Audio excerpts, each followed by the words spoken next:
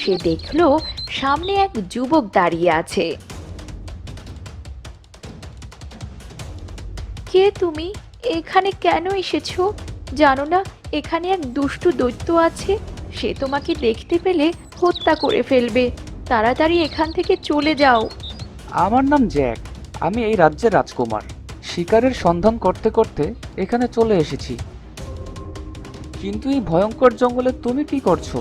ওই দৈত্য যদি আমাকে মেরে ফেলে তাহলে তোমাকে কেন মারবে না? আমাকে এজন্যই মারবে না, কারণ আমার দৈত্যটা নিজের দাসী বানিয়ে রেখেছে। রাজকন্যা তার সাথে ঘটে যাওয়া সম্পূর্ণ ঘটনা রাজকুমারকে খুলে বলে।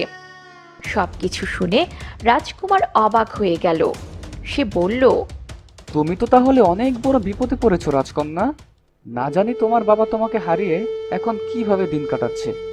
আমি তোমাকে এভাবে দাসীর মতো জীবন কাটাতে দেব না।